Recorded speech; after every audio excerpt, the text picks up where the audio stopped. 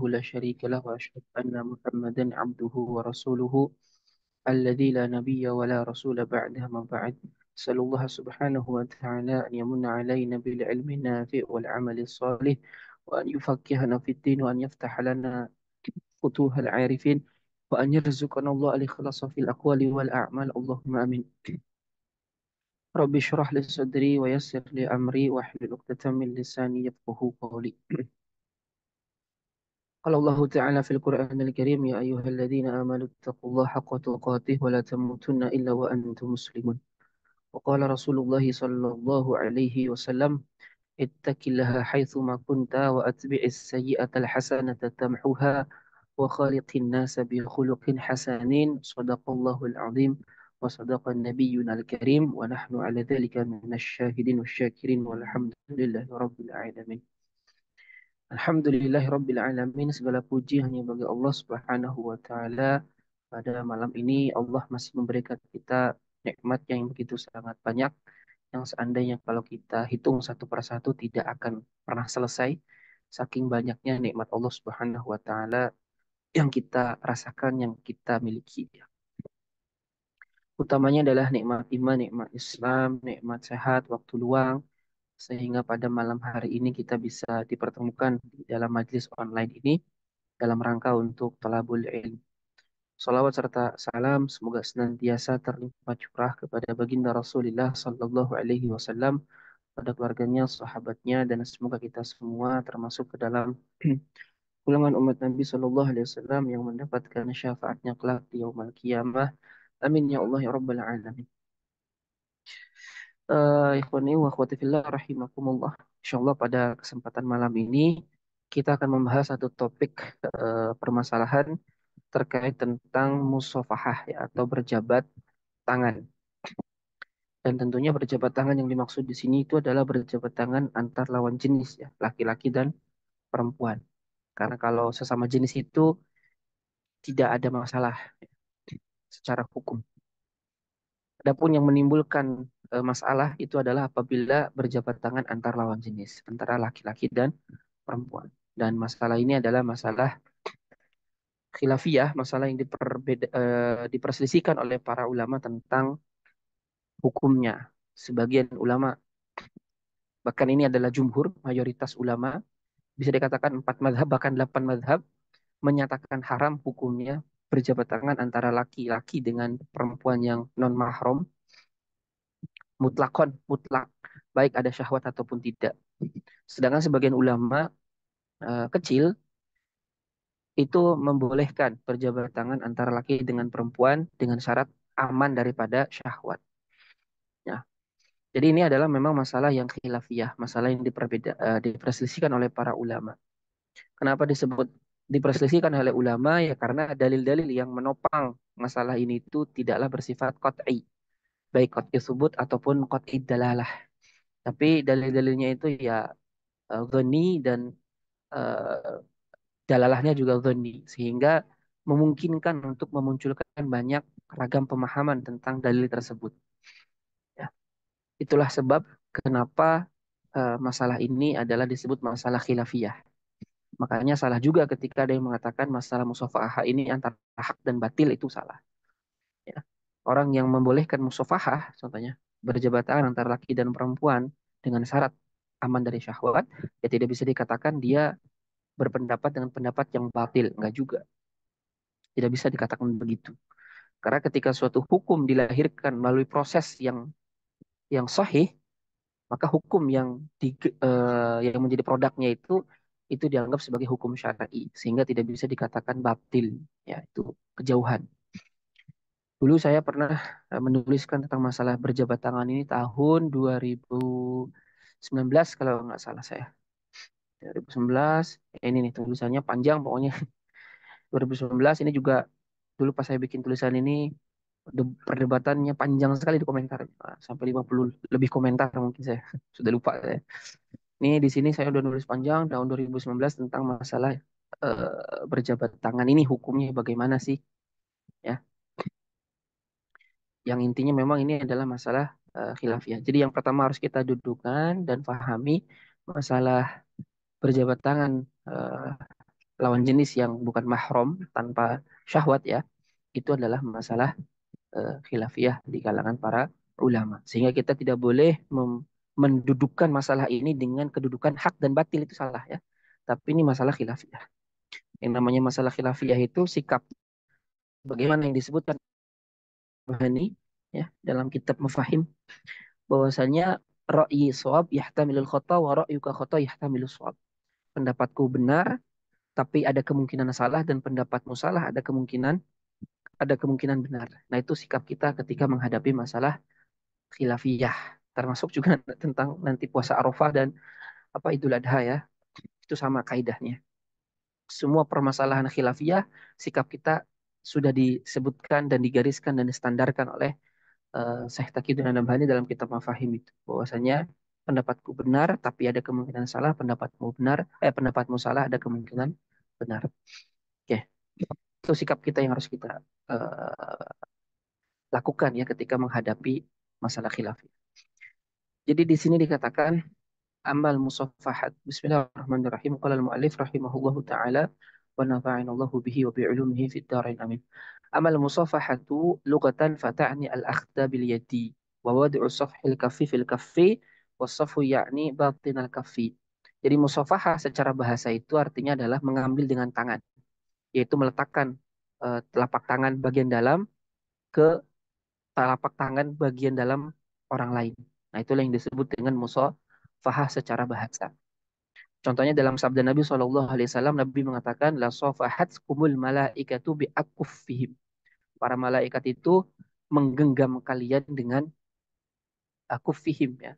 Akuffihim itu ya dengan ini, ya dengan apa namanya, telapak tangan.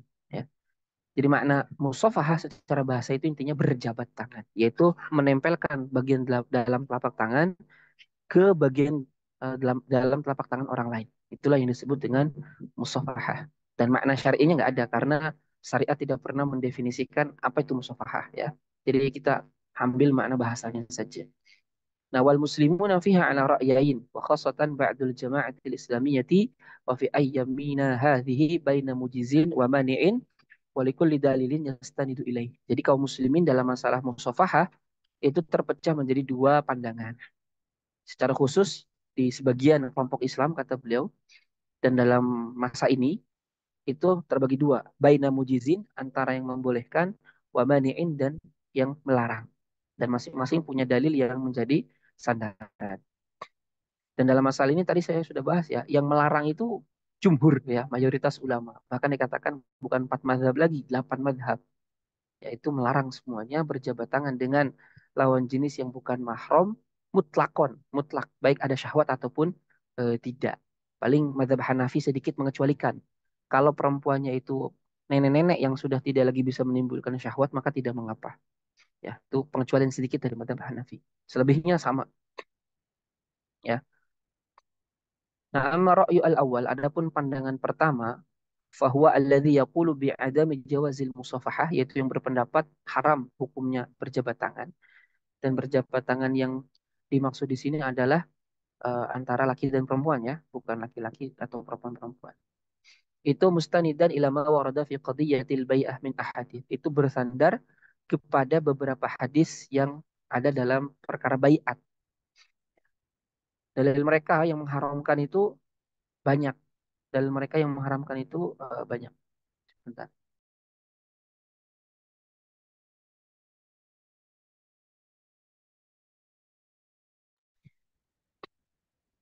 Baik, yang pertama adalah qauluhu sallallahu alaihi wasallam, sabda Nabi sallallahu alaihi wasallam, inni la usa inni la usafihun nisa inna ma qawli limra'atin ka qawli li mi'ati mra'atin.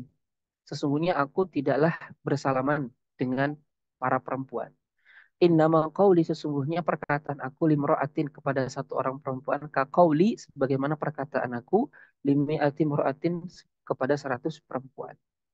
Jadi hadis ini secara sorry menunjukkan bahwasanya Nabi Shallallahu Alaihi Wasallam tidak berjabat tangan dengan perempuan.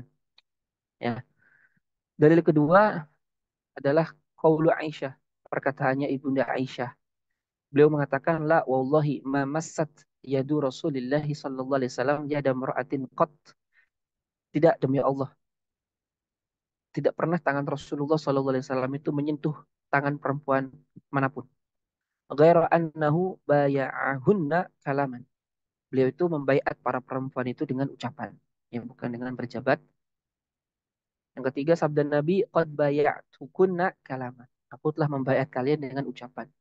Yang keempat, li'an la'an yut'ana bi ra'si ahadikum bimakhitin min hadidin khairun lahu min an yamassa atau an yamussa imra'atan la tahillu lahu.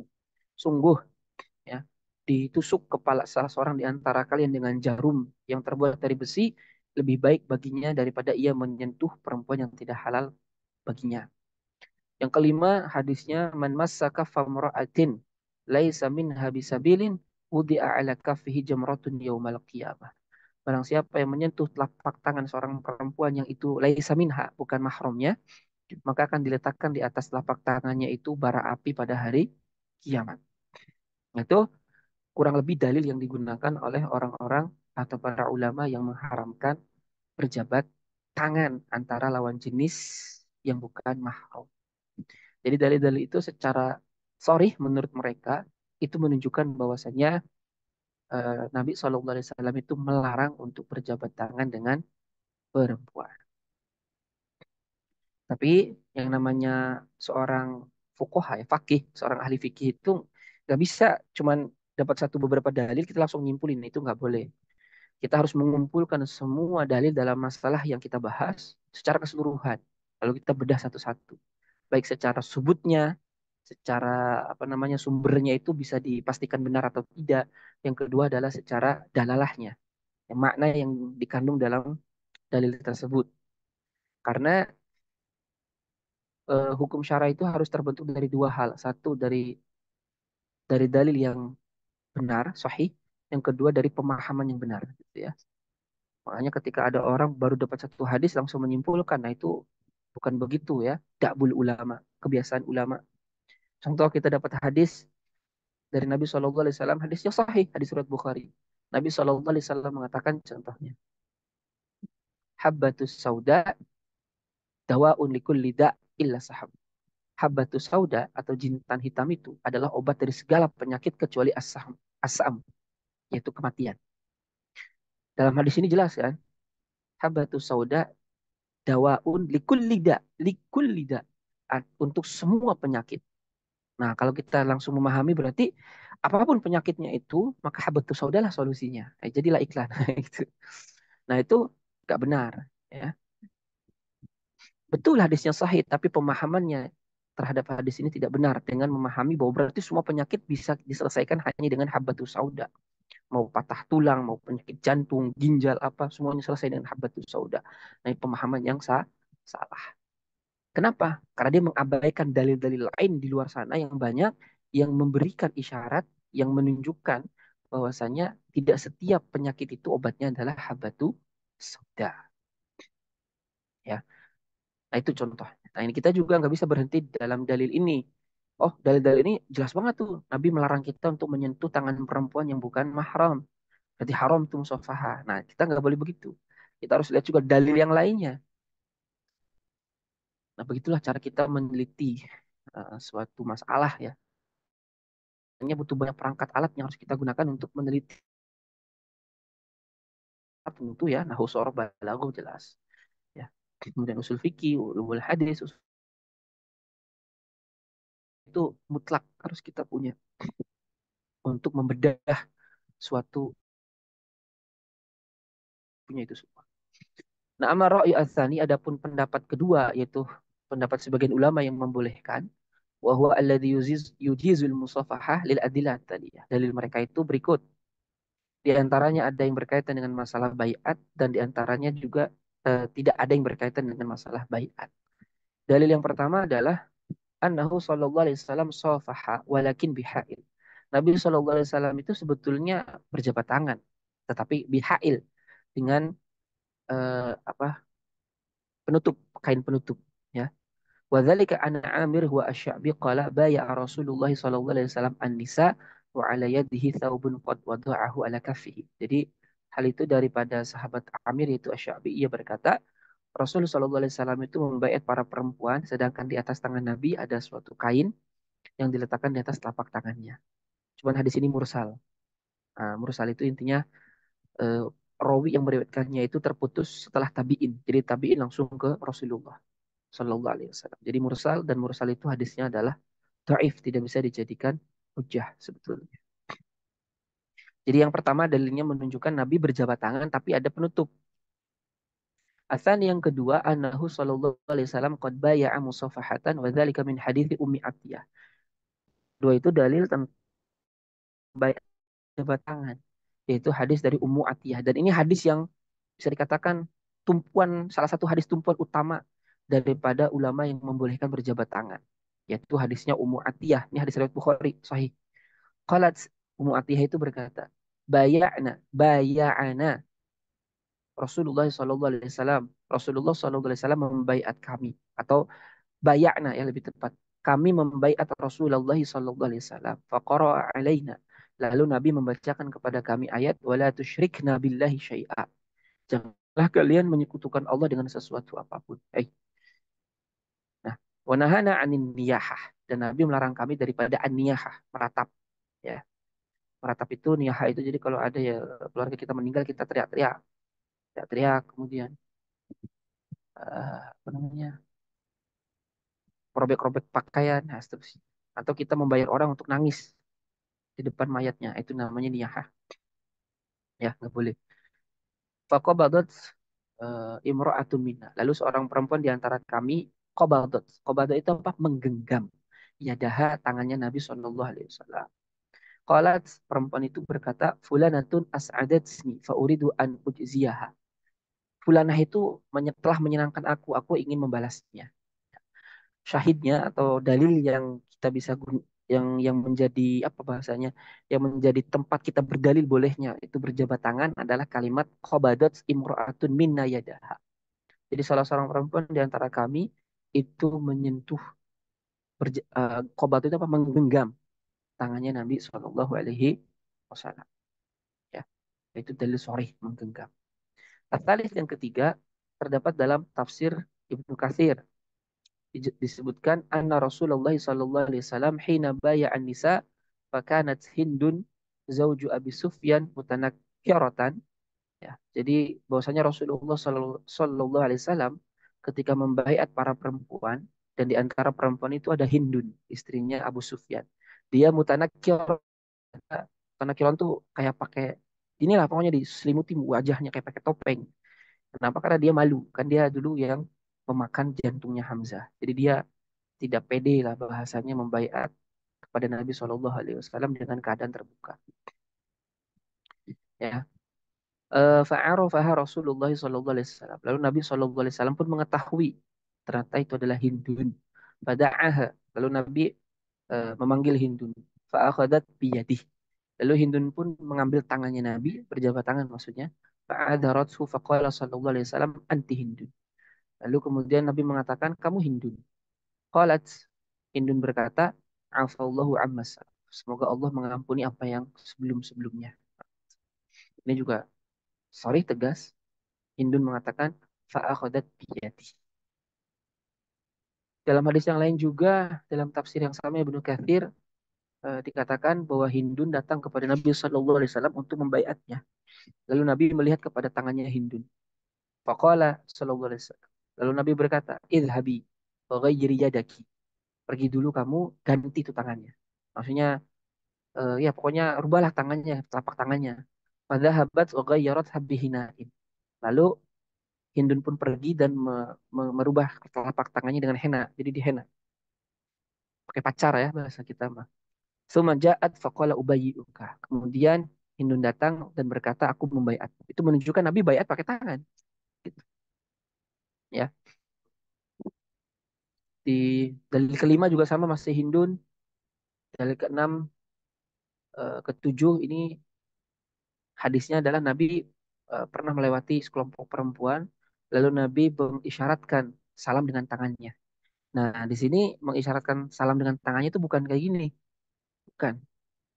Kenapa? Karena ada larangan dari Nabi, kita nggak boleh mengucapkan salam dengan tangan begini. Maksudnya cuman gini dong, bukan Assalamualaikum, nah, itu bukan. Tapi kayak gini dong. Itu adalah kebiasaan orang Yahudi dan Nasrani. Itu dilarang kita mengikuti mereka. Maka di situ menunjukkan bahwa Nabi mengisyaratkan salam dengan tangan itu adalah berjabat tangan. Ya, kata mu'alif ini. Walaupun kalau menurut pandangan saya pribadi, hadisnya tuh terlalu ihtimal banget. Muhtamal banget. Terlalu banyak kemungkinan untuk salam tangan ini terlalu jauh kalau kata saya. Jadi secara nyata kalau pandangan saya gitu, hadis ini itu maksudnya adalah Nabi berisyarat dengan tangan lalu mengucapkan salam, Assalamualaikum, kayak gini. Ya, bukan Nabi berjabat tangan. Ya, tapi itu ada ihtimal juga kemungkinan memang berjabat tangan. Ya.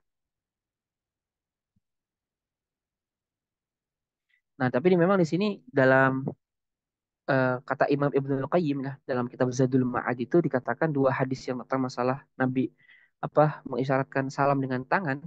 Wadhahir anna al-qissata wahidatun wa annahu sallallahu alaihi wasallam sallama alaihin nabiyadi. Nabi sallallahu alaihi wasallam itu mengucapkan salam kepada mereka dengan tangannya. Ya. Dalil ke-9 ini juga dalil yang sorry, tegas banget. Hadisnya sahih di surat Bukhari dari Anas bin Malik. Dia berkata, "Kanat al-ammatu min imai ahli Madinah."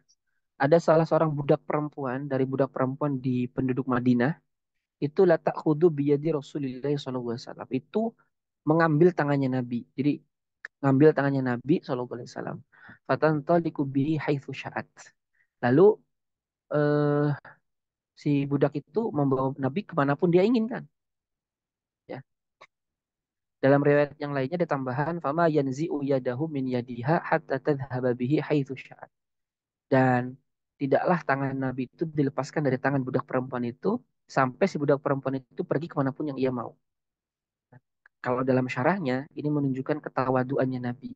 Nabi itu tidak pernah menolak apa yang menjadi permintaan daripada umatnya.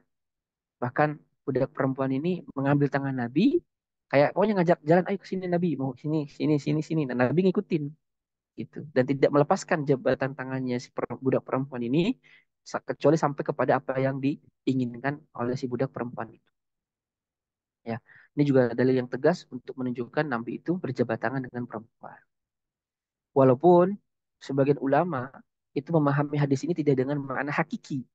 Jadi mereka itu menganggap eh, la ta'khudhu biyadi Rasul itu bahwa budak perempuan mengambil tangan Rasul itu maksudnya bukan berjabat tangan, tapi maknanya makna majasnya yaitu adalah Nabi senantiasa beriringan dengan dia. Nah, cuman kan kaidahnya jelas. Al-haqiqah muqaddamun minal majaz. Hakikoh itu didahulukan daripada majaz. Kecuali kita tidak bisa mengartikan makna itu dengan makna hakikoh, baik hakikoh syariah, urfiyah, lugawiyah, baru ke majaz. Selama masih memungkinkan untuk dimaknai hakiki, maka wajib kita maknai hakiki. Itu kaidahnya. Dan di sini tidak mesti kita harus mengartikannya kepada makna majaz juga. Nggak ada keperluan dialihkan kepada makna majaz. Nah, itu dalil secara global yang menjelaskan tentang secara tidak langsung kebolehan kita menjabat tangan lawan jenis. Nah, kata beliau karena ini adalah masalah khilafiyah, kita mesti butuh yang namanya at-taufiq wa tarjih, yaitu mentaufik. Mentaufik itu apa ya bahasa kitanya?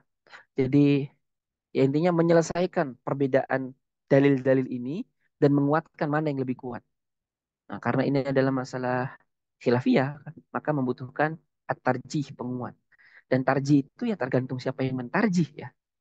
Kata Imam Syaukani itu bentuk tarjih itu ada 145 lebih. Bahkan sebagian ulama mengatakan tak terhingga bentuk tarjih. Jadi kalau ada dua dalil bertentangan, ya maka hal yang pertama harus kita lakukan bukan digugurkan salah satunya dimenangkan, bukan. Tapi hal yang pertama kita harus lakukan adalah mengkompromikan, ya. Karena kaidahnya jelas. Eh, apa namanya? I'malu dalilaini aula min ihmali ahadihima. Menggunakan dua dalil itu lebih utama daripada menggugurkan salah satu. Karena hukum asal dalil itu digunakan, bukan dibuang. Maka kalau kita mendapati ada dalil kok kayak saling bertentangan, yang satu mengiyakan, yang satu meniadakan. Nah, maka yang pertama harus kita lihat, yang harus kita lakukan adalah mengkompromikannya. Mengkompromikan itu artinya kita menggabungkan keduanya. Mungkin melarangnya dalam konteks tertentu, ini membolehkan dalam konteks tertentu. Atau ini melarangnya dalam bentuk apa, ini membolehkannya dalam bentuk yang lain. Nah, gitu cara mengkompromikan. Nah, kalau sudah berusaha ingin mengkompromikan dua dalil, ternyata dalam berbagai macam sisinya memang tidak bisa dikompromikan, kita lihat apakah dalil ini diketahui waktu turunnya. Ya. Kalau diketahui, maka yang terakhir itu menasakh, menghapus yang sebelumnya. Itu kalau diketahui waktu turunnya. Kalau tidak diketahui mana duluan yang lebih turun, barulah kita tarjih. Kita kuatkan salah satunya, kita gugurkan salah satunya. Kalau nggak bisa juga ditarjih dengan semua bentuk sisi tarjih, nggak bisa sama sekali, maka dua dalil ini berarti doif, lemah. Karena tidak mungkin Nabi SAW mengucapkan suatu hal yang saling bertentangan. Itu nggak mungkin. Ya, maka kalau dalam hadis, ilmu hadis ini namanya hadis muttorib. Ya, hadis muttorib itu jadi hadis yang saling bertentangan, tidak bisa dikompromikan, tidak bisa dikuatkan salah satunya. Dan hadis muttorib itu adalah doif, lemah. Karena tidak mungkin Nabi mengucapkan sesuatu yang saling bertentangan dan sama sekali tidak bisa di uh, jam'u, dikompromikan ataupun dinasakh ataupun ditarjih.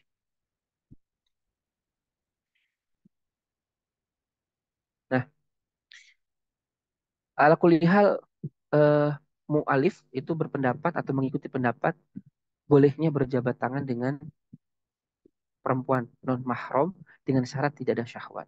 Bagaimana penjelasan beliau berikut? Nah, adapun kata beliau sabda Nabi yang mengatakan ini la usafihun nisa. Sesungguhnya aku tidak berjabat tangan dengan perempuan. Ini kan jelas nih. Sesungguhnya aku tidak berjabat tangan dengan perempuan. Bagaimana memahami hadis ini? Nah, beliau mengatakan begini. Nah, ini juga kaidah penting yang banyak orang lupakan. Inna hadza nass la yujadu fihi ma yadullu ala tahrimil musafahati bihalin. Jadi sesungguhnya hadis ini tidak terdapat padanya sedikit pun ya, penunjukan akan haramnya berjabat tangan. Wa kullu ma fihi anna Rasulullah sallallahu alaihi wasallam imtana'a 'anil musafahah wa imtina'uhu hadza la ya'ni annaha haram. Dan segala sesuatu yang di dalamnya terdapat bahwa Rasulullah sallallahu alaihi wasallam itu mencegah dirinya untuk melakukan sesuatu, contohnya di sini musafahah, dan mencegahnya beliau atau tidak mau melakukan sesuatu hal itu tidak senantiasa berfaedah haram. Saya ada bukunya khusus gitu. Jadi ini kait permasalahan usul fikih. Yang mana kaidahnya adalah yang intinya tarku Rasulullah SAW syai'an ya la yadulu ala tahrim. Jadi meninggalkannya Nabi SAW terhadap suatu hal itu bukanlah haram. Kenapa? Karena Nabi kadang meninggalkan sesuatu itu karena sesuatu itu satu ya beliau tidak suka secara naluriah beliau, secara karakter beliau. Contoh beliau nggak makan daging dob, ya apa namanya dob itu? Eh, Biawak ya, biawak padang pasir. Tapi Nabi juga tidak suka makan bawang merah, bawang putih. Ya, bukan berarti itu haram. Ya, Nabi juga tidak suka mendengar suara seruling, ya, dan banyak hal. Jadi Nabi itu kadang meninggalkan sesuatu karena sesuatu itu khilaful aula, lebih utama untuk ditinggalkan. Atau Nabi meninggalkan sesuatu itu untuk menunjukkan kepada umatnya bahwa sesuatu itu adalah sesuatu yang seyogianya mungkin ditinggalkan tapi tidak sampai haram dan lain-lain gitu banyak. Jadi apa yang ditinggalkan oleh Nabi, apa yang tidak dikerjakan oleh Nabi itu belum tentu haram. Itu kaidah penting. Jadi nggak boleh lagi ada pemahaman kan Nabi SAW tidak pernah mengerjakan itu contohnya. Nah, pertanyaannya apakah jika Nabi tidak mengerjakan sesuatu itu lantas menjadi haram atau Nabi meninggalkan itu lantas menjadi haram? Ya, jawabannya belum tentu. Karena banyak sekali kasus Nabi tidak mengerjakan sesuatu itu bukan karena haram. Ya, contoh ketika sholat tarawih. Ketika hari ke-1 Nabi itu sholat sendirian kan, para sahabat tahu ngikut. Hari kedua makin banyak, hari ketiga makin banyak kan gitu. Dan ternyata ketika ditunggu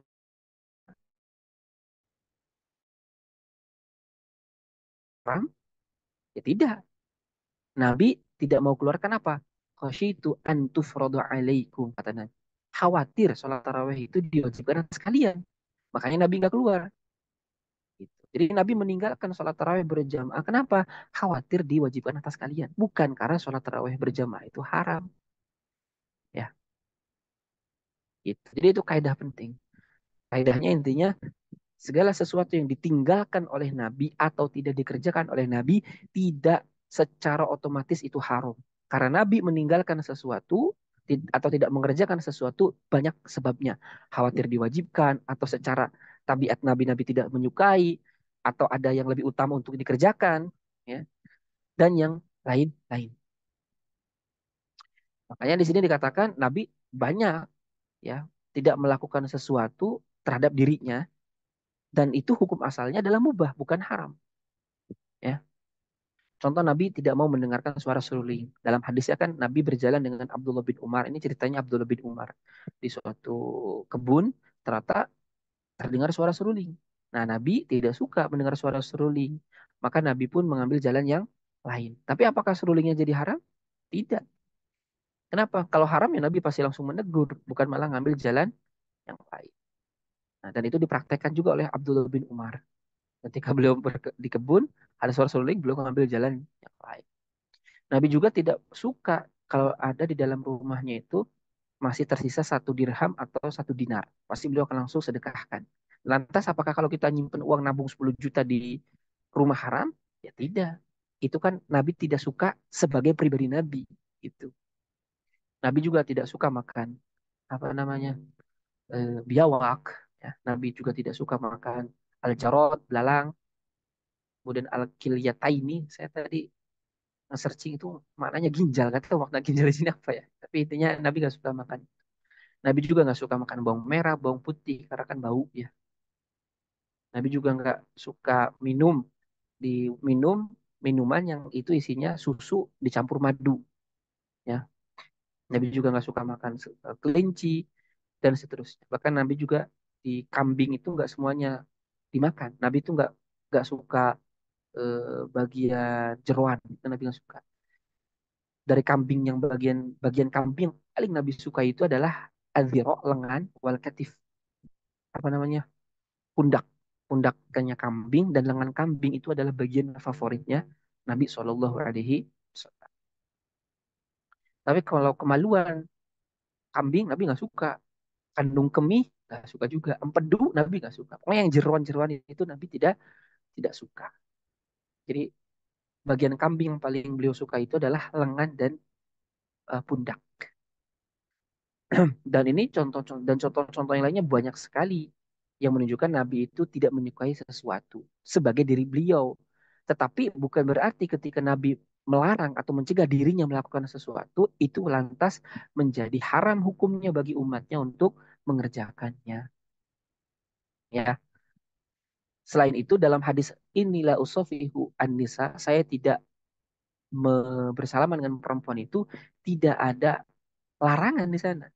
Karena kalimat la ustofi, la itu kan la nafi, menafikan. Nabi menafikan terhadap dirinya. Jadi Nabi ingin memberitahu kepada orang bahwa saya itu tidak bersalaman dengan perempuan. Jadi bukan melarang, tapi Nabi mengabarkan informasi kepada orang bahwa saya tidak bersalaman dengan perempuan. Bukan melarang.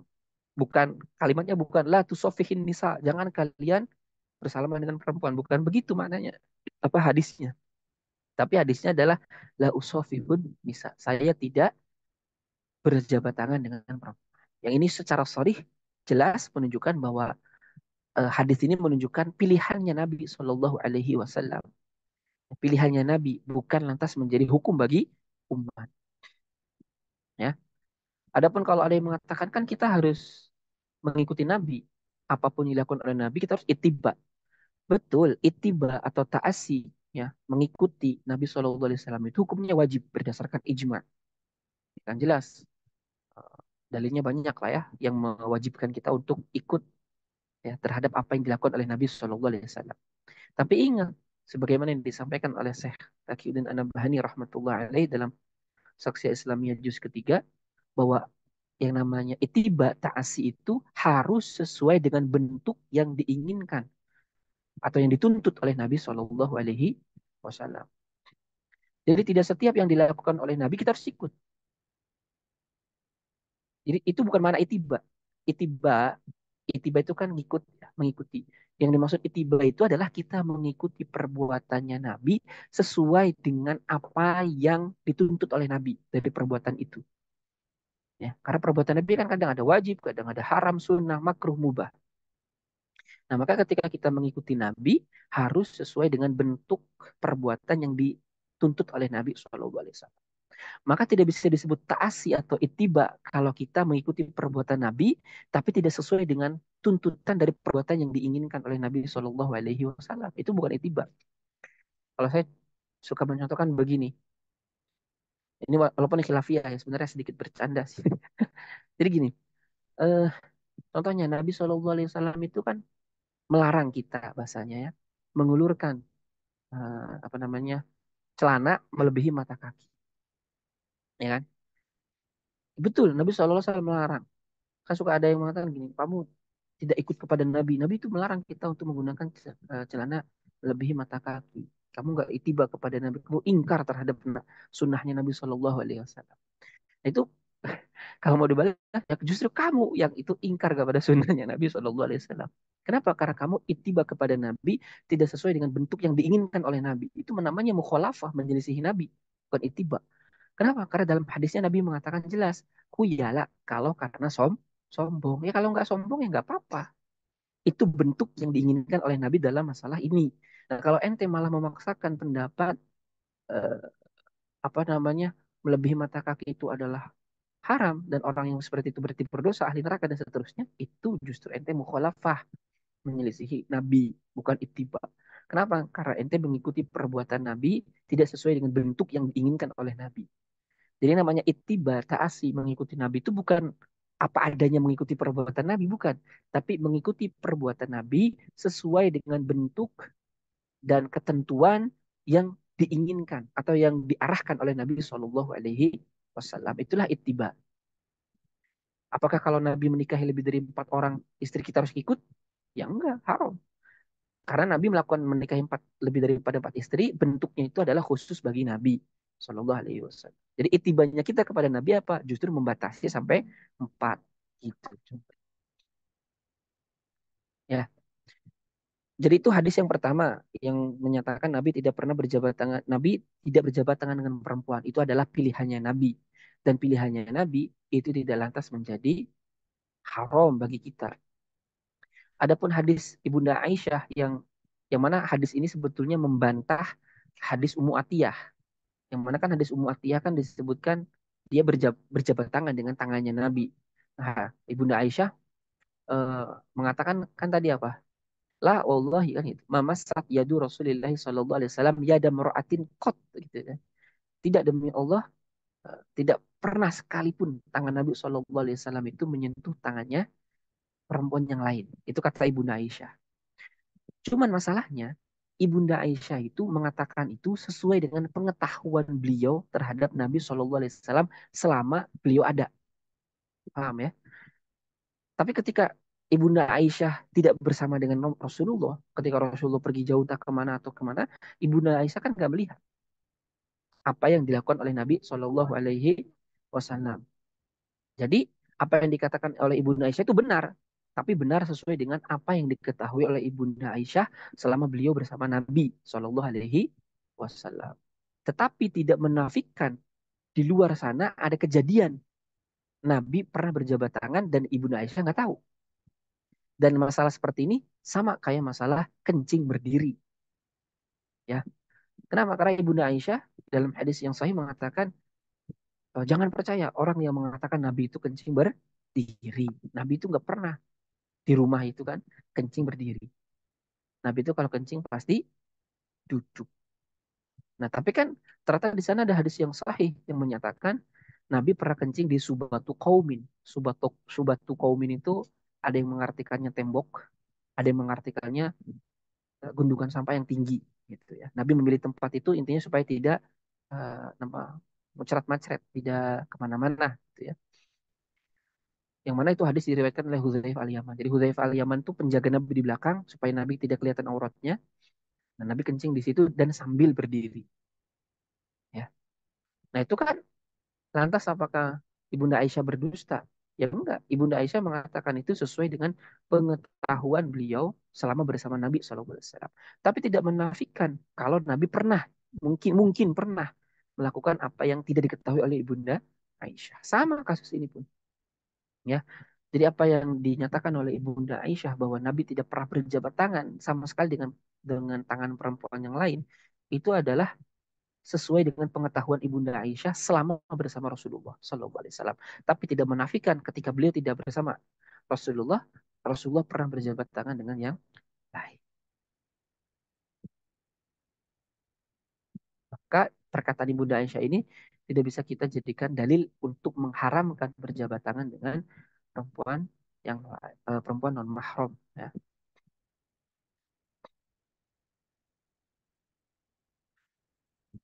Apalagi yang mendukung bahwasanya Nabi pernah berjabat tangan adalah hadis yang tadi yang diriwayatkan oleh Ummu Atiyah bahwasanya dikatakan faqabadat imra'atun minna yadaha. Jadi salah seorang perempuan di antara kami uh, faqabadat menggenggam ya, tangannya Nabi Shallallahu Alaihi Wasallam. Nah, maka hadis Ummu Atiyah ini menunjukkan bahwa perempuan itu dia awalnya adalah basitotan basitotayadiha apa namanya melepaskan tangannya melebarkan tangannya ya begini nih. Nah, ketika kemudian mereka dilarang untuk niyahah, maka salah seorang perempuan di antara mereka berkata, saya ada seorang fulana itu menyenangkan aku ingin membalasnya dulu. Nah, jadi dia awalnya begini, langsung lepaskan karena ingin ini dulu. Karena si perempuan ini mengetahui dan memahami makna baiat. Dia tidak ingin setelah dia tidak ingin ya setelah baiat itu ada sesuatu yang masih terganjal dalam dirinya intinya begitu. Maka dia ingin memenuhi apa yang sebelumnya dulu. Makanya dia melepaskan jabatannya dari Nabi untuk melaksanakan apa yang menjadi urusannya dulu.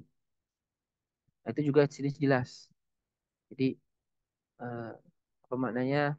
Jadi dia sebelum melepaskan itu dia berjabat tangan dengan Nabi Shallallahu Alaihi Wasallam.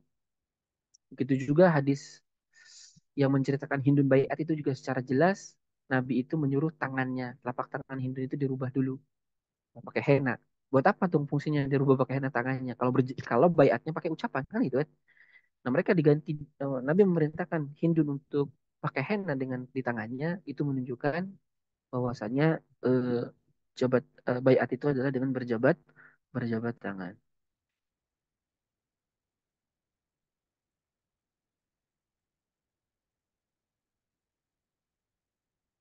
Nah, ini juga sebenarnya ada masalah penting sih. Yang intinya begini, kesimpulannya aja supaya nggak pusing. Jadi dalam usul fikih itu ada yang namanya pertentangan antara qaul dengan fiil, perbuatan perkataan dengan perbuatan Nabi. Kalau perbuatan bertentangan dengan perbuatan itu nggak mungkin ada. Karena perbuatan itu pasti ada tujuan masing-masing yang tidak bisa diambil secara umum. Jadi nggak mungkin ada ta'arud pertentangan dalam perbuatan Nabi. Tapi antara perkataan, perkataan dengan perbuatan itu mungkin ada ta'arud pertentangan. Nah, kalau ada pertentangan antara satu perkataan dengan perkataan Nabi yang lain, kalau diketahui mana yang lebih dulu turun, maka yang terakhir itu menasakh yang pertama. Itu kalau diketahui waktunya. Kalau tidak diketahui waktunya, maka kita harus lihat khitobnya, seruannya. Kalau yang pertama seruannya adalah pribadi Nabi, yang kedua seruannya adalah umat, maka tidak terjadi pertentangan juga. Karena berarti yang pertama khusus untuk Nabi tidak boleh diikuti oleh umatnya, yang kedua adalah umum untuk umat. Ini antum bisa baca secara lengkapnya di Saksinya Juz 3 ya. Kemudian sama, ketika perkataan sama perbuatan itu bertentangan, kalau diketahui waktunya, maka yang terakhir menasakh yang sebelumnya. Kalau tidak diketahui waktunya, hukum asalnya perkataan itu lebih kuat daripada perbuatan. perkataan itu dimenangkan atas perbuatan. Itu hukum asalnya. Tetapi kalau perkataannya itu ternyata adalah khusus untuk Nabi, seruannya, dan perbuatan itu adalah umum untuk umatnya, ya maka juga tidak ada pertentangan. Berarti itu khusus untuk Nabi, ini umum untuk umatnya. Ataupun dibalik sama. Nah, dalam kasus ini adalah seolah-olah kan terjadi pertentangan. Pertama, Nabi mengatakan, saya tidak pernah berjabat tangan dengan perempuan. Yang kedua, perbuatan Nabi berjabat tangan sama perempuan. Ini kan ta'arud nih, pertentangan, ya kan?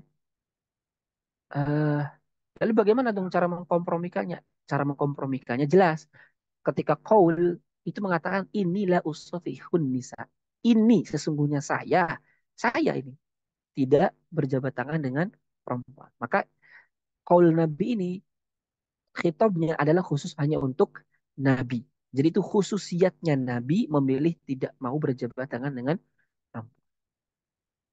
Ya. Sedangkan perbuatannya Nabi Shallallahu Alaihi Wasallam itu adalah untuk menunjukkan bahwasanya itu boleh dilakukan oleh umatnya. Kenapa kok bisa begitu? Karena dalam dalil yang lain itu Rasulullah SAW itu memerintahkan Sayyidina Umar untuk membaiat perempuan. Mana saya?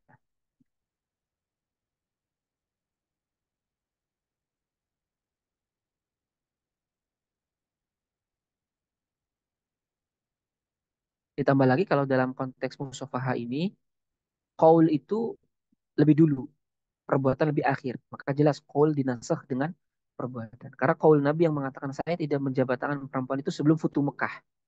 Sedangkan perbuatan Nabi yang berjabat tangan itu setelah Futu Mekah. Apa dalilnya? Kan Hindun atau Ummu Atiyah itu adalah setelah Futu Mekah semuanya. Sedangkan hal-hal yang mengatakan Nabi saya tidak berjabat tangan dan seterusnya itu sebelum Futu Mekah. Maka kalaupun apa namanya secara nasakh ya maka qaul itu yang dinasakh, perbuatan yang dimenangkan. Karena perbuatan yang paling akhir soal. Ya, jadi nggak ada ta'arud sih. Selain mana ya?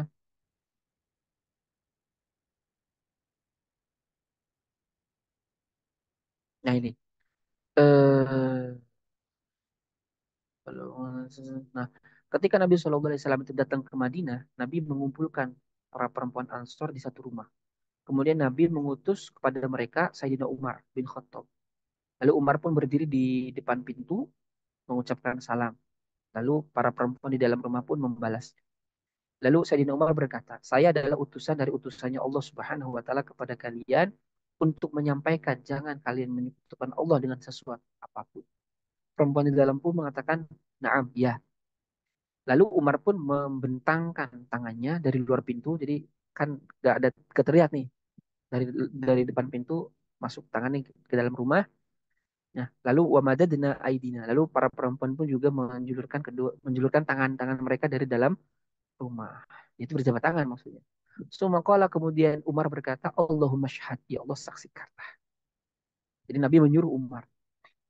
Begitu juga diriwayatkan bahwasanya Nabi SAW setelah selesai daripada membaiat laki-laki, Nabi duduk di atas sofa dan bersamanya Sayyidina Umar di bawahnya Rasulullah. Lalu Rasulullah pun mensyaratkan kepada para perempuan untuk membaiat, sedangkan Umar berjabat tangan dengan mereka. Ya, ini juga dalil yang sorry. Nabi membiarkan justru sahabat untuk berjabat tangan dengan non dengan wanita lain yang bukan bukan mahram. Dan Nabi tidak mungkin membiarkan sesuatu kalau membiarkan perkara haram, membiarkan sesuatu kalau itu adalah perkaranya haram.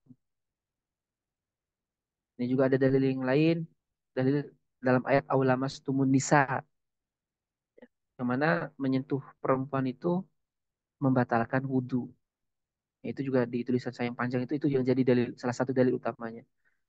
Kenapa kok bisa jadi dalil?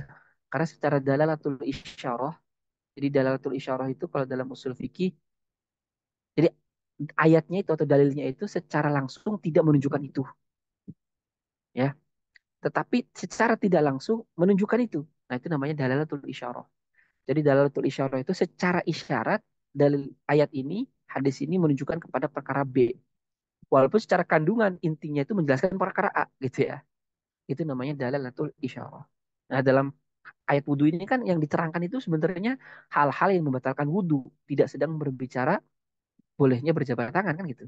Tetapi daripada dalil ini bisa diambil adanya pemahaman lain apa? Bolehnya berjabat tangan dengan perempuan yang bukan mahram.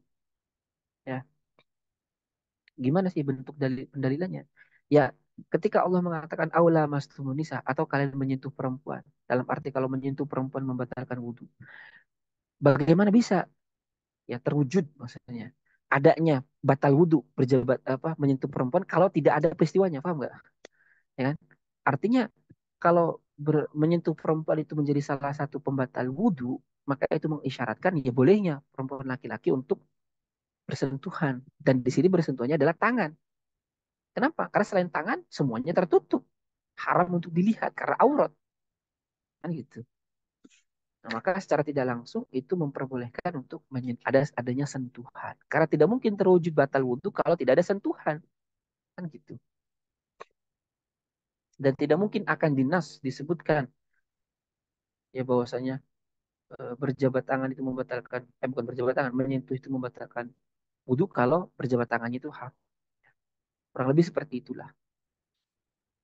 Walaupun ini juga dalilnya dalil yang memang agak sedikit mikir ya untuk sampai kesimpulan ke sana. Tapi yang sorry itu yang sebelumnya hadis-hadis yang tadi. Terakhir nih, adapun kalau hadis yang mengatakan la'an yut'ana ya, sungguh ditusuk eh, kepala kalian dengan jarum besi itu lebih utama daripada kalian menyentuh tangan seorang perempuan. Yang mana intinya hadis ini satu, kebanyakan ulama mengatakan hadisnya dhaif ya. Makanya hadis ini tidak diriwayatkan di dalam kitab-kitab hadis yang masyhur ya. Jadi yang pertama hadis ini adalah dhaif. Yang kedua, kalaupun itu sahih bisa diterima, makna ya musa imra'atan la tahillu lahu, menyentuh perempuan yang tidak halal baginya, itu adalah maknanya jima. Karena eh, an yamassa imra'atan la tahillu lahu itu secara umum kebanyakan itu digunakan maknanya jima. Ya, jadi kita bisa mengatakan ini maksudnya adalah jima. Ya. Kenapa? Karena kalau dikatakan la tahillu lahu yang tidak halal baginya, ya ibu kita halal nggak bagi kita? Nggak halal kan? Haram kita nikah ibu kita. Pertanyaannya boleh nggak kita nyentuh ibu kita? Iya boleh. Kalau kita maknanya menyentuh, jadi rancu. Artinya kita nggak boleh dong menyentuh mahram kita yang kita itu haram menikahi mereka. Itu. Paham nggak maksudnya? Gitu ya. Nah, maka maknanya itu dua intinya. Satu itu bermakna jima, atau bisa juga maknanya menyentuh, tapi menyentuh dengan syahwat. Ya, menyentuh dengan syahwat. Karena kalau menyentuh dengan syahwat, semua ulama sepakat haram. Kita menyentuh berjabat tangan dengan perempuan bukan mahram kalau dengan syahwat haram. Jadi makna ya masa imra'atan la tahilu lahu itu yang pertama bisa bermakna jima atau yang kedua maknanya menyentuh dengan syahwat. Gitu. Ya.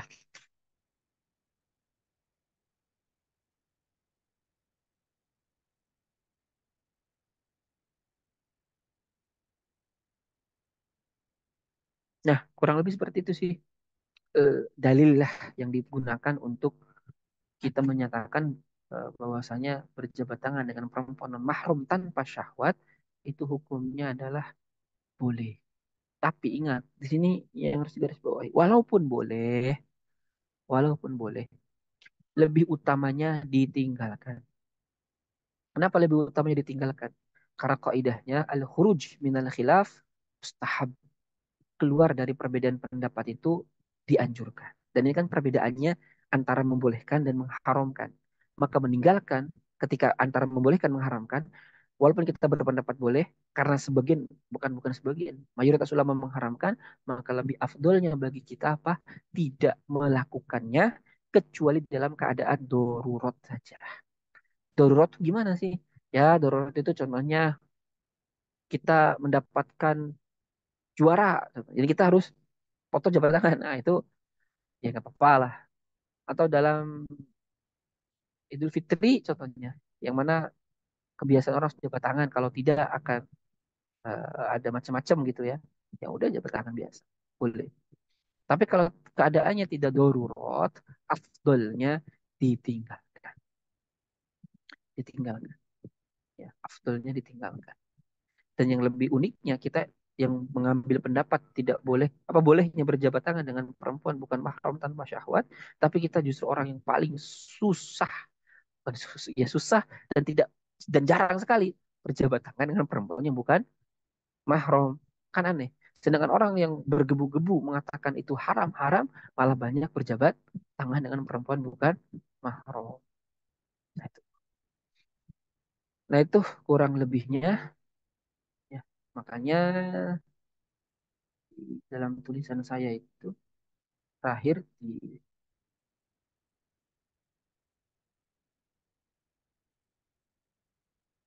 nah ini kan di kesimpulan saya juga begini di tulisan terakhir ini karena masukan dari Syekh Ahmad Al-Qasas. Di kata saya bolehnya berjabat tangan dengan wanita non mahram bukan berarti boleh secara mutlak, namun boleh ketika oh bukan di sini di status Facebook ini belum diedit. Intinya tidak lebih utama ditinggalkan karena al-khuruj minal khilaf mustahab. Nah, kata Syekh Ahmad Al-Qasas itu lebih afdolnya ditinggalkan saja. Karena itu adalah ya perkara yang antara haram dan mubah. Itu mungkin wallahu a'lam bishawab. Silakan kalau ada yang ingin ditanyakan. Saya kembalikan ke Ustaz Azhar. Ya, alhamdulillah. Masya Allah. Ini kajiannya kajian yang full kaidah fikih ya. Ya, alhamdulillah buat Bapak Ibu. Ini sesi tanya jawabnya kita buka. Buat Bapak Ibu yang boleh jadi tadi mengalami kesulitan untuk mengikuti alur kesimpulan atau alur pengambilan atau penarikan hukumnya, bisa nanti didiskusikan apakah nanti pertanyaannya dikirimkan ke kolom chat atau ada yang mau bertanya langsung kepada beliau ya berkaitan dengan tema kita seputar tentang musohafah ya. Musohafah ya. Musafahah. Musofaha ya, musofaha berjabat tangan ya. Alhamdulillah. Silakan ini ada kesempatan buat Bapak Ibu yang ingin bertanya, kirimkan saja pertanyaan nanti kita mintakan kepada Ustadz untuk menanggapi ya. Sebagai kesempatan pertama Ustadz, ini saya coba mengklarifikasi dulu Ustadz. Tadi sempat ada eh, Ustadz sampaikan tadi bahwa ini kan ada semacam ta'arud dalilnya. Dalil yang seakan-akan antara perkataan dan amalnya Rasul itu kan bertentangan. Nah, jalan keluarnya seperti yang Ustadz sampaikan, seperti yang tertuang dalam kitab Saksi Jilid 3 itu, nah, maka yang dilakukan itu adalah uh, menjaminkan ya, dikompromikan ya kedua dalil. Kemudian kalaupun tidak bisa dilakukan itu, boleh jadi jatuh kepada nasah. Ada yang dihapus misalnya tadi, atau yang terakhir dikuatkan. Nah, eh, terkait dengan kasus ini, beliau ya, khusus yang penulis kitab, itu melakukan langkah mana, Ustaz? Apakah beliau lah ya, beliau, ini yang penulis kitab ini, melakukan eh, pengkuatan dalil, atau dia melakukan aktivitas menghapus sebagian dalil tadi, Ustaz? Beliau mengambil kesimpulan itu sehingga beliau mengatakan ini boleh dengan catatan ano misalnya Ustaz. Itu satu. Yang pertama Ustaz. Yang kedua, bisakah kesimpulan melalui dalil tadi ya bahwa eh, sebahagian mungkinnya orang mengatakan kita menggunakan dalil umuatiyah tadi bahwa bolehnya itu khusus ketika Rasulullah mengambil baiat saja misalnya. Di luar itu Rasulullah tidak bisa dijadikan dalil untuk berjabat tangan selain mengambil baiat. Ini misalnya Ustaz ada yang bertanya begitu, ini nggak bisa dipraktekkan untuk semua amal misalnya, kecuali hanya untuk pengambilan baiat. karena ada dalil dari Mu'atiyah begitu. Namun penjelasan Ustaz. Iya, yang pertama dari musannif itu mengambil nasakh ya. Karena qaul itu lebih dulu dan fi'il lebih akhir. Karena qaul Nabi itu adalah sebelum hijrah ke Madinah. Ya, sebelum hijrah ke Madinah yaitu membaiat suku Aus dan Khazraj ya. Adapun yang Ummu Atiyah dan Hindun itu jelas setelah Fatu Mekah. Maka perbuatan Nabi ini menasakh daripada kaulnya Nabi Shallallahu Alaihi Wasallam. Ya, itu yang diambil oleh beliau tadi, dinasakh. Terus yang kedua, kalau dikatakan ini khusus hanya untuk baiat saja. Nah, ini justru kita harus katakan la apa namanya? La yukhassis syai'an duna mukhassis. Tidak boleh mengkhususkan sesuatu tanpa ada yang mengkhususkan. Ini namanya la yurajjih bimurajjih. Dia tidak menguatkan dengan penguat apapun. Itu nggak boleh. Kalau dia mengatakan ini khusus hanya untuk baiat, harus ada dalilnya. Mana dalil yang menunjukkan kalau itu khusus hanya untuk baiat? Ya, kalau nggak ada dalilnya, kembali ke kaidah yang pertama. Al-umum tabqa ala umumihi malam yarid dalil utak. Yang umum ya tetap dalam keumumannya selama tidak ada dalil yang mengkhususkan. Selainnya di sini tidak ada dalil yang mengkhususkan ini hanya untuk baiat. Nggak ada. Ya, begitu. Apalagi tadi kan ada tuh hadis yang menunjukkan Nabi itu berisyarat salam dengan tangannya. Itu kan bukan dalam perkara baiat. Jadi kalau dikatakan khusus hanya untuk baiat, ya harus ada dalil yang menunjukkan memang ini adalah khusus hanya dalam perkara baiat saja. Kemudian juga kalau bukan di luar baiat berarti gak boleh. Sebetulnya itu aneh juga. Kenapa? Karena ya esensinya sama aja. Yaitu adalah bertemunya dua kulit antara satu orang dengan orang yang lainnya. Gitu. Apalagi kalau di luar bayat itu kan cuma sebentar aja, Red, lepas kan itu. Kalau bayat mah lebih lama malah gitu. Itu justru ya, wallahu a'lam.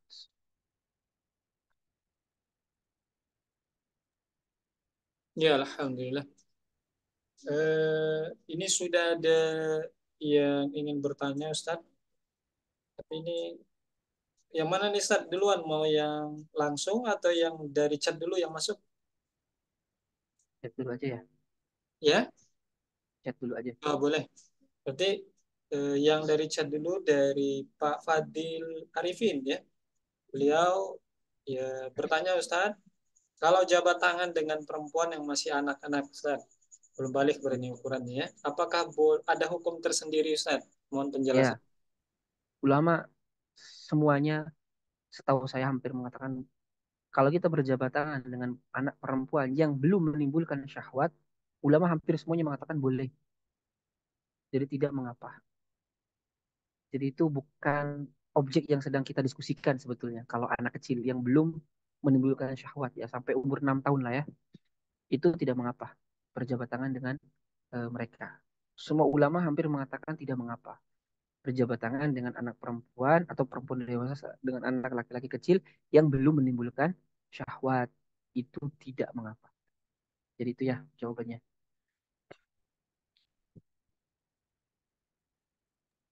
Alhamdulillah. Sudah dijawab ya, Mas atau Pak Fadli ya, Arifin ya. Kemudian masuk ke pertanyaan selanjutnya dari Ummu Zahra. Ummu Zahra, afwan Ustaz, apakah seruan ini hanya khusus bagi laki-laki atau meliputi di dalamnya juga bagi perempuan? Ustaz, mohon penjelasannya. Iya, dua-duanya. Dua-duanya. Karena kan Nabi itu menjabat tangan perempuan. Ya berarti perempuan juga kena hukumnya. Ya kalau seandainya haram ya gak boleh dong berjabat tangan dengan laki-laki. Tapi kan ini kan dua-duanya. Jadi memang ini baik bagi laki-laki ataupun baik bagi perempuan. Jadi dua-duanya yang mendapatkan hukum bolehnya berjabat tangan selama tidak ada syahwat. Ya. Dan senantiasa harus diingatkan afdolnya jangan dilakukan kecuali dalam keadaan terdesak. Ya, itu pokoknya.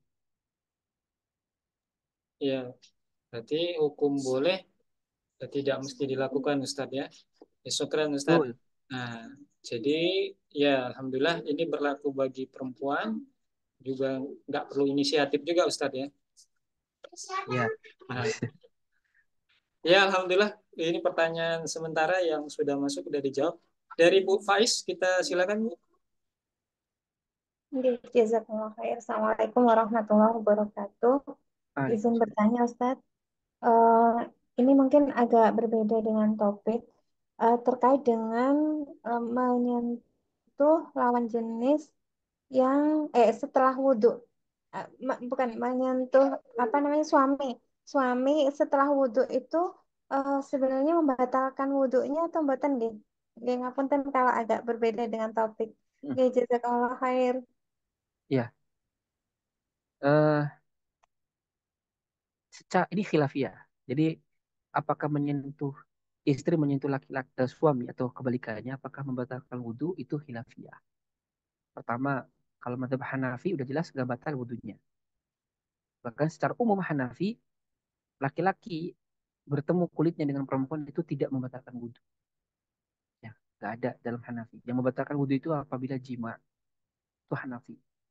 Kalau Maliki menyentuh laki-laki kepada perempuan yang itu membatalkan wudhu apabila ada syahwat.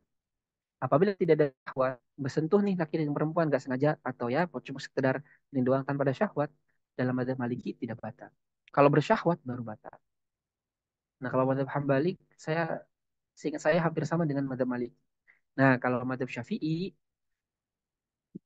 ya bersentuhan kulit antara laki dan perempuan itu membatalkan wudhu mutlak ya kecuali bagi mahram, kecuali mahram. Kalau mahram tidak batal. Contoh saya udah wudhu nih, pegangan tangan sama ibu saya nggak batal wudhunya. Atau saya pegangan tangan dengan teteh saya nggak batal, atau adik saya nggak batal, atau bibi saya nggak batal, karena mereka semuanya adalah mahram. Tapi kalau saya udah wudhu bersentuhan sama istri saya, batal nggak wudhu saya? Dalam madhab Syafi'i batal. Kenapa? Karena istri saya itu halal dinikahi. Kalau dia mahram, saya nggak boleh nikahi istri saya kan? Yang namanya mahram itu perempuan yang haram dinikahi. Nah, istri saya kan udah jadi halal. Kalau dia mahram saya, dalam arti ini ya, mahram pernikahan ini ya, eh, bukan dalam arti dia bisa dijadikan mahram dalam perjalanan, ini beda lagi kasusnya. Jadi kalau dalam madhab Syafi'i batal kalau kita bersentuhan dengan dengan suami atau saya dengan istri. Kenapa? Karena suami atau istri itu bukan mahram dalam arti yang halal dinikahi. Nah, Syekh Taqiyuddin An-Nabhani itu dalam kitab Ahkamus Sholah atau juga dalam kitab Saksya Islami juz ketiga secara tidak langsung beliau itu pendapatnya sama dengan madhab Syafi'i. Apa itu? Bersentuhan dengan lawan jenis itu membatalkan wudhu. Ya, baik bersyahwat ataupun tidak. Dalilnya mana? Dalilnya adalah ayat aula mastumun nisa. Ayat aula mastumun nisa atau menyentuh perempuan. Madhab Hanafi mengatakan ayat la mastumun nisa itu maknanya jima. Karena pakai wazan fa'ala. Lama adanya musyarakah, keserikatan. Yang itu tidak mungkin bermakna kecuali adalah jima. Tapi kata Syekh Taqiyuddin An-Nabhani dalam qiraah yang mutawatir yang lain itu nggak pakai wazan fa'ala tapi au lamas tumun nisa. Jadi lamas tumun nisa yaitu menyentuh. Dan ketika ada pertentangan antara hakikoh dengan majaz wajib didahulukan hakikoh. Kecuali tidak bisa kita artikan secara keseluruhan dengan hakikoh baru dialihkan ke majaz. Dan di sini tidak mesti dialihkan kepada mana majaz kata beliau, kata Syekh Taqiyuddin An-Nabhani. Kenapa? Karena maknanya sudah bisa difahami dengan hakikoh. Bahwasanya menyentuh perempuan. Ya. Nah nanti ada yang membantah. Loh, dalam hadis sahih dikatakan Nabi SAW lagi sholat, ibunda Aisyah itu lagi tidur. Wah, nyari-nyari tuh Rasul pakai tangan sambil kayak merem itu di tangan. Nabi di mana? Kata beliau pegang-pegang, eh, beliau kesentuh apa kakinya Nabi SAW. Beliau menyentuh kakinya Nabi SAW yang lagi sholat. Dan Nabi tidak membatalkan sholatnya. Lah, bukankah itu berarti eh, menyentuh kulit lawan jenis tidak membatalkan wudhu? Nah, kalau kata Madzhab Maliki, hadis ini menunjukkan karena tidak bersyahwat, maka tidak batal wudhunya.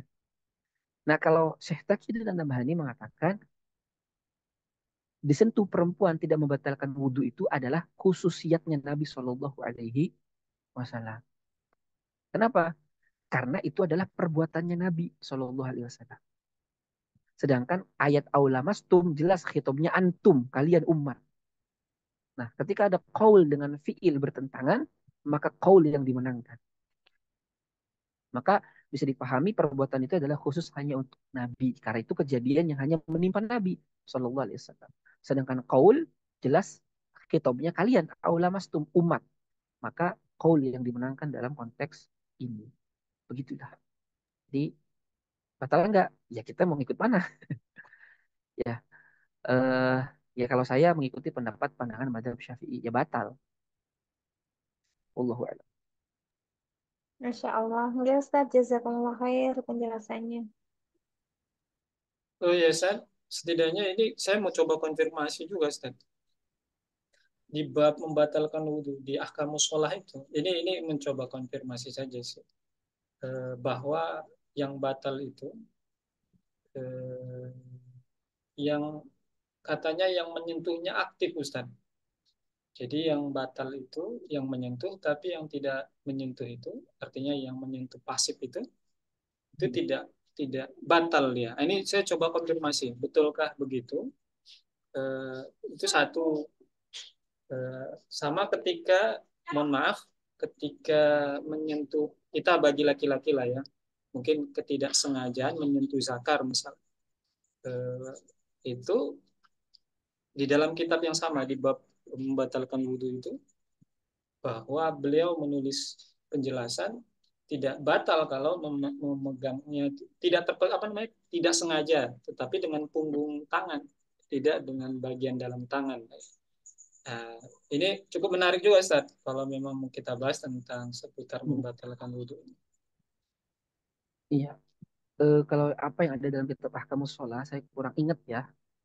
Bagaimana? Tapi kalau kita merujuk ke madhab Syafi'i ya, karena saya juga belajar madhab Syafi'i. Kalau dalam madhab Syafi'i itu batal. Mau disengaja, tidak disengaja, mau yang disentuh, mau yang menyentuh, itu semuanya batal. Kalau dalam konteks menyentuh kulit, ya semuanya batal.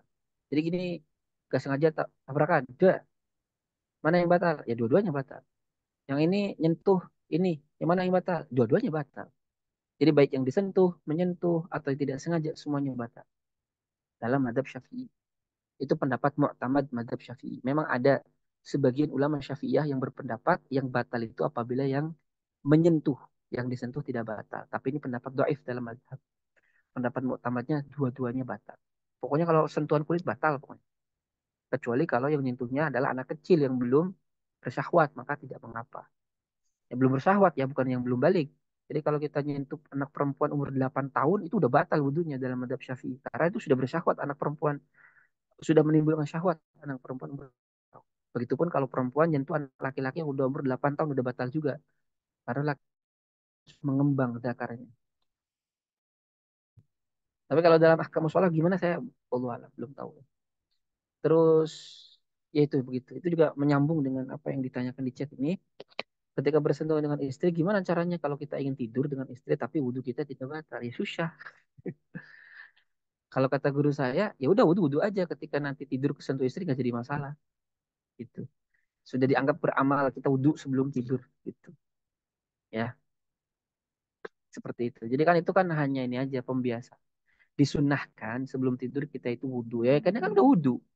Kalau ada pun perkara nanti pas kita mau tidur ternyata batal karena disentuh istri ya sudah itu mah di luar lah, di luar apa ya, ya intinya tetap mendapatkan pahala sunnah kita wudhu sebelum tidur itu sih. Allahu alam. Alhamdulillah. Oke, Ustaz. Berarti ini eh, dapat sunnah wudhunya ya sebelum tidur. Mungkin nggak bisa diatur juga tidurnya, Ustaz kan? Mungkin eh, guling-guling ya kan? Ya, Alhamdulillah, Ustaz. Satu, Ustaz, mungkin kalau tidak ada lagi ya, saya coba konfirmasi. Kalau tidak ada, mungkin ini, Ustaz. Kalau nanti ke depan, Ustaz, nah ini kita bicara kemungkinan ya, kalau khilafah itu berdiri, berarti khalifah yang mengambil baiat secara inekat, ya bisa saja dengan warga setempat yang paling dekat menggunakan dalil ini atas kebolehan baiat langsung. Nah, Atau boleh jadi juga karena memang ini perkara yang ikhtilaf, berarti uh, peluang itu mungkin tidak Ustaz, bahwa nanti khalifah mengambil di antara dua pendapat itu. Anggota. Ya, ya ini kan nanti tergantung ya, tergantung kebijakan mau gimana. Kalau kata saya sih ya, kalau dengan zaman sekarang mah gampang lah bayat ini kalau itu kan cukup dengan ahlul hali wal aqdi selesai. Ahlul hali wal aqdi itu kan juga hari ini nggak usah pakai berjabat tangan juga nggak jadi masalah sekarang. Ya, mestinya ya hanya dengan mengatakan berjabat tangannya boleh, tidak punya tidak menjadi masalah. Yang intinya adalah kan yang namanya baiat in iqad itu kan baiat keabsahan. Jadi orang-orang yang hadir di situ itu menyaksikan bahwa khalifah ini sudah sah menjadi seorang khalifah dan mereka menerima, mengiyakan, mensahkan bahwa ini adalah sebagai khalifah. Itu kalau baiatnya ini iqad. Baiat ini iqad itu dosa semua orang. Cukup sebagian aja yang itu mewakili seluruh umat atau kebanyakan umat, yaitu ahlul hali wal aqd. Bisa dengan jabat tangan. Contohnya kalau laki-laki jabat tangan, kalau perempuan ya mending gak usah. Ya gak apa. Kayaknya sih kalau kata sih mending gak usah. Ya, jadi perkara aja. Gak usah sih kalau kata saya. Jadi cukup ya perempuan tetap ada di situ hadir, cuman dia menyaksikan. Ya. Atau kalau sekarang mah gak usah dengan jabat tangan, dengan tanda tangan resmi surat. Jadi satu surat yang mengabsahkan ini adalah khalifah yang ditandatangani oleh 10 orang ahlul hali wal akdi, 5 laki-laki, 5 perempuan. Dengan tanda tangan itu absah. Itu juga baiat yang bisa jadi. Ya. Karena baiat itu intinya hanyalah menunjukkan kesetiaan, kerelaan terhadap ini seseorang itu sah menjadi seorang khalifah. Itu aja sih. Wallahu a'lam. Ya, Alhamdulillah. Jazakallah khairan katsir atas tanggapan yang Ustaz telah berikan. Ini coba kami konfirmasi kalau memang tidak ada lagi pertanyaan seputar tema kita ya. Tadi pun sudah ada disinggung beliau terkait dengan Arafah. Ya setidaknya kalau tidak ada, ya boleh Ustaz. Kira-kira ada yang ingin disampaikan Ustaz untuk sesi kita malam ini sebagai penutup? Tentang Arafah. Puasa Arafah. Boleh tentang tema ini plus dengan Arafahnya Ustaz. Ya, kalau intinya gini, tentang masalah penentuan Idul Adha, termasuk tentang Arafah, saya mah hanya ingin melihat dari sisi fenomena yang terjadi. Banyak di antara kita itu terlalu terburu-buru di dalam eh, masalah ini. Ya, kenapa? Yang pertama yang harus kita pahami, ini kan masalah khilafiyah. Kayak masalah penentuan Idul Adha itu kan tidak ada eh, ijma ya, tidak ada kesepakatan bahwasanya empat mazhab sepakat bahwasanya yang namanya penentuan Idul Adha diserahkan kepada Amir Mekah ini nggak ada. Itu tidak ada sumbernya dari mana. Ijma itu ada. Yang ada adalah justru kebalikan. Ini adalah masalah khilafiyah karena penentuan Idul Adha itu sebetulnya ya sama aja kayak penentuan satu Ramadan atau satu Syawal. Ya, ada ru'yah global, ada ru'yah matla, sama, sama. Jadi sama aja dengan apa yang ada di pada hari raya Idul Fitri. Nah, adapun pendapat kita yang mengatakan bahwa yang berhak menentukan eh, penentuan hari raya Idul Adha itu adalah Amir Makkah dengan merujuk kepada hadis riwayat Abu Daud yang mana Nabi mengatakan ahida ilai yang perawi itu mengatakan ahida ilaina Rasulullah sallallahu alaihi wasallam nusukana. Bahwasanya Nabi sallallahu alaihi wasallam itu menyerahkan ibadah haji itu kepada kami, ya kepada Amir Makkah. Nah, itu kemudian dijadikan dalil oleh kita bahwa yang berhak menentukan eh, penetapan Idul Adha adalah Amir Makkah. Hanya saja kita juga harus memahami. Ini baru kita yang memahami hadis itu seperti itu. Empat madhab ataupun ulama yang lainnya, setahu saya, salaf wa khalaf belum pernah ada yang memahami. Ya, salaf wa khalaf belum pernah ada yang memahami hadis ini sebagai dalil yang berhak menentukan Idul Adha adalah Amir Makkah. Kebanyakan ulama memahami dalil ini adalah ya sebagaimana biasa bahwa masing-masing wilayah silahkan untuk melakukan ru ru'yah ya. Ya sama kayak masalah Idul Fitri lah gitu. Itu yang pertama. Jadi karena ini adalah masalah khilafiyah, maka ya dalam menanggapinya juga ya dengan tanggapan khilafiyah. Pendapatku benar, ada kemungkinan salah, pendapatku salah, ada kemungkinan benar. Termasuk masalah puasa Arafah. Jangan jangan lagi ada narasi yang puasa Arafah hari Minggu haram. Karena itu kan 10 Dzulhijjah. Puasa di hari raya itu kan haram. Nah, itu juga salah. Jangan mengambil narasi itu. Itu hanya akan membuat konflik. Kalau mau diambil narasi itu masalah nasionalismenya itu yang harusnya disinggung. Ya, adapun masalah khilafiyah fikihnya mah ya biarkan saja itu masalah khilaf. Ada yang punya kita singgung adalah masalah nasionalisme, yaitu dengan berbagai macam dengan paham nasionalisme inilah yang menjadikan umat ini susah untuk bersatu. Padahal kalau ada khalifah, gampang. Khalifah tinggal mentabani yang berhak untuk menentukan hari raya Idul Adha itu adalah penduduk lokal Mekah, contohnya. Penduduk lokal Mekah. Maka ketika sudah terlihat di sana, maka khalifah memutuskan semuanya juga sama. Satu Dzulhijjahnya sama. Selesai sebenarnya, semua bisa bersatu. Ya. Cuman gara-gara ada batas-batas tapal negara nasionalisme ini, itulah yang menyebabkan orang itu susah bersatu. Masing-masing punya ego. Saya kan Indonesia beda dengan Arab Saudi. Jadi bukan lagi landasan fikih yang melandasi perbedaannya, tapi landasannya adalah ego nasionalismenya. Nah, itulah yang tidak boleh dan itulah yang harusnya kita serah. Adapun narasi puasa hari Minggu haram, puasa Arafahnya itu kalau kata saya udahlah gak usah lagi. Kata saya itu terlalu ini ya dalam tanda petik memalukan kalau kata saya.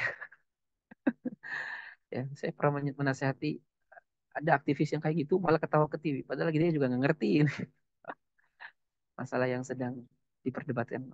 Nah, jadi itu hilangkanlah narasi yang seperti itu, angkat narasinya itu adalah nasionalisme dan persatuan. Bahwasanya seandainya kalau ada khalifah, kita tuh bisa bersatu hari rayanya. Karena amrul imam yarfaul khilaf. Tapi karena ada ego nasionalisme, itulah yang menyebabkan masing-masing negeri mau pengen sendiri-sendiri. Gitu. Itu mungkin penutupnya ya. Allahu a'lam bishawab.